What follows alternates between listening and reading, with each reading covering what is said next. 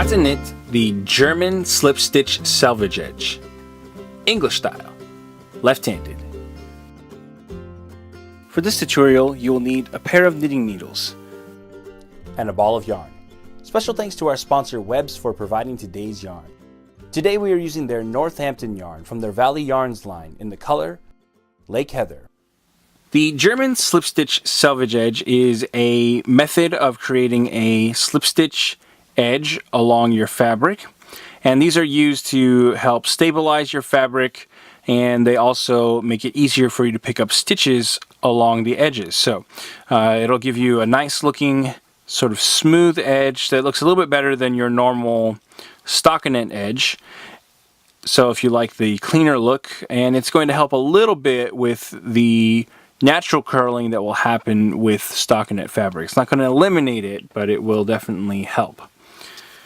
Now the difference between this method and other slip stitch selvage edges is the order in which we make the stitch. So we're going to start for step one by knitting on our right side, and we're just going to knit all the way across.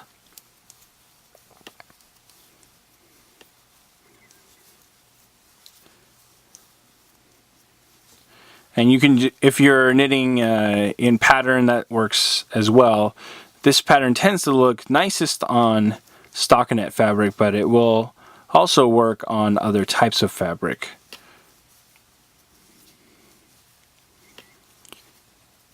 And for step two, we are going to stop at the last stitch in our row.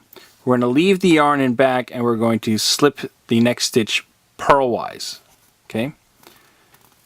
Then we'll turn our work, and for step three we are going to purl the first stitch like normal.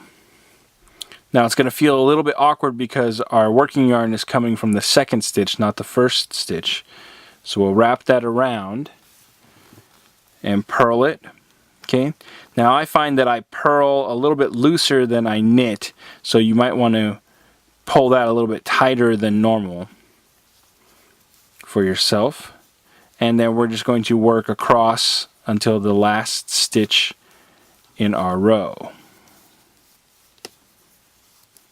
And when we reach the last stitch on our purl side or wrong side of our row, for step four, we're going to leave the yarn in front of our work, and we're going to slip the last stitch purlwise. Okay?